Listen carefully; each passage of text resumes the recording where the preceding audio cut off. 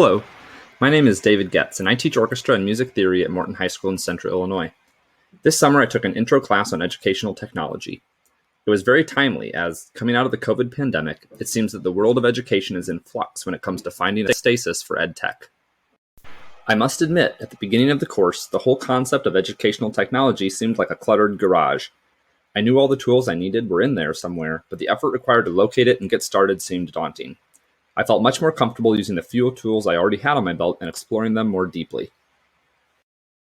However, this class showed me the value of cleaning up the garage, putting everything in its proper place and knowing when, where, and how to access each tool that I may need in the future. I've always been a techie guy. As a music teacher, I always felt that my relationship with technology in the classroom was more luxury than necessity. Due to COVID, I don't think that can be the case any longer. The world of education has plunged into a new era, and being able to speak the language of EdTech fluently is as imperative today as annotating on transparency was several decades ago. The National Board for Professional Teaching Standards put out 5 propositions in 1986 that serve as the educator's version of the doctor's Hippocratic Oath. This standard here, number 4, was the bedrock for my learning this summer, and is serving as my compass heading into the future. I had an aha moment this summer while completing an assignment that resulted in me making my first choice board for students to engage with this coming fall.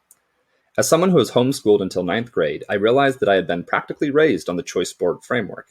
I realized how important having that autonomy and choice in my learning was in shaping my future self. I want to be able to give my students that same feeling, and thanks to the world of possibilities the internet has set before them, it's now possible to guide and monitor a classroom of 30 students, all working at their own pace. People aren't afraid of change necessarily. They're afraid of being changed. For educators who feel the ground is shifting too quickly beneath their feet, I want to encourage them to stay the course. Once the garage is clean and you can clearly see where each tool belongs and what it's used for, the house renovation doesn't seem near as intimidating.